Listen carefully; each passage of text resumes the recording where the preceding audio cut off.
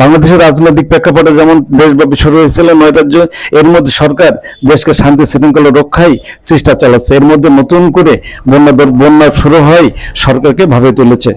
ভারতের ত্রিপুরা রাজ্য ডুমুরাবাদ খুলে দেওয়ায় বাংলাদেশের পূর্বাঞ্চলের প্রায় 11টি জেলা ব্যাপক হারে প্লাবিত হয়েছে। ঘটছে প্রতিনিয়ত আহত ও নিহতের ঘটনা, আক্রান্ত হচ্ছে লাখ লাখ মানুষ। এর মধ্যে সরকারের বিভিন্ন এজেন্সি, স্বেচ্ছাসেবী সংগঠন সহ বিভিন্ন শ্রেণী পেশার মানুষ বন্যা দুর্গত দিয়ে চিকিৎসা, স্বাস্থ্য সহ বিভিন্ন ত্রাণ সহায়তা দিচ্ছে।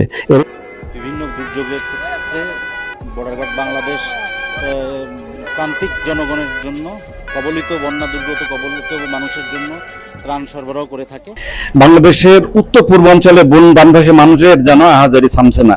একদিকে পাহাড়ি ঢল, অন্যদিকে প্রচুর বৃষ্টিপাত সহ ভারতের পানিতে বনবাসী মানুষের আর্তনাদ চরমে পৌঁছেছে।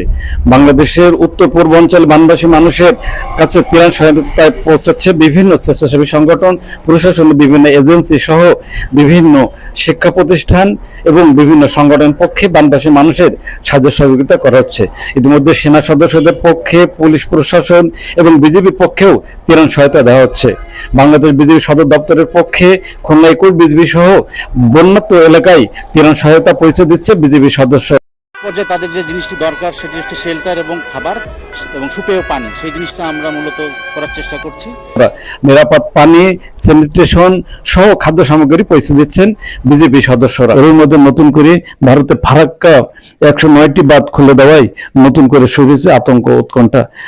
বাংলাদেশের রাজশাহী এলাকা অর্থাৎ উত্তর অঞ্চলে নতুন করে প্লাবনের আশঙ্কা করছে সরকার সহ স্থানীয়রা। ইতিমধ্যে প্রশাসনের পক্ষ থেকে রেড অ্যালার্ট জারি করা হয়েছে। সতর্কতা বা বিভিন্ন উদ্বুদ্ধকরণ করছে মানুষকে। স্থানীয়রা বিভিন্ন এলাকায় ভারতের 109টি গেট খুলে দেওয়ায় নতুন নতুন এলাকা প্লাবনের আশঙ্কা করছে। এর মধ্যে নতুন করে বিভিন্ন এলাকা প্লাবন হওয়ার শুরু করেছে। এতে মানুষের নাভিশ্বাস বাড়ছে। স্থানীয় হবে এবং আমরা সেন্ট্রালি, আপনারা জানেন যে আমরা কিন্তু সেন্ট্রালিও উদ্যোগ নিয়েছি।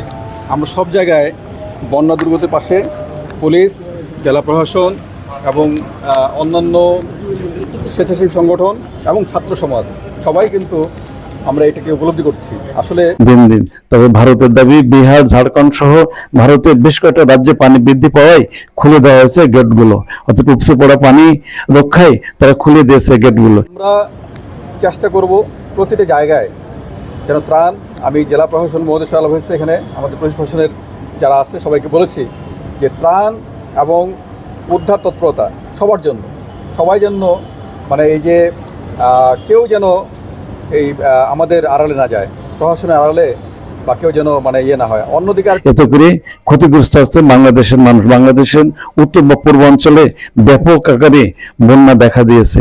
মানুষের দুর্ভোগ বা কষ্টের যেন অন্ত নেই। এ থেকে স্থানীয় বিভিন্ন রাজনৈতিক, সামাজিক সহ বিশ্বব্যাপী সহযোগিতা চেয়েছে সরকার। সেখানে নিরাপত্তাজনিত ব্যবস্থা নেওয়া। আমরা কিন্তু দেখেছেন আমরা যে এই বন্যা দুর্গতের জন্য আমরা কিন্তু ওষুধও সেন্ট্রালি দিচ্ছি খাচ্ছে। এর মধ্যে সরকারের নতুন চাপ বেড়েছে বন্যা। ভারতের ত্রিপুরা রাজ্যের ডুমিরা বাঁধ খুলে দেওয়ায় বিস্তীর্ণ এলাকা প্লাবিত হয়েছে। বিশেষ করে পূর্বাঞ্চলের 10 থেকে 11টি জেলা ব্যাপক হারে প্লাবিত হয়েছে। বনবাসী মানুষের আহাজারি বাড়ছে, আহত ও নিহতের সংখ্যা, আক্রান্তের সংখ্যা বাড়ছে।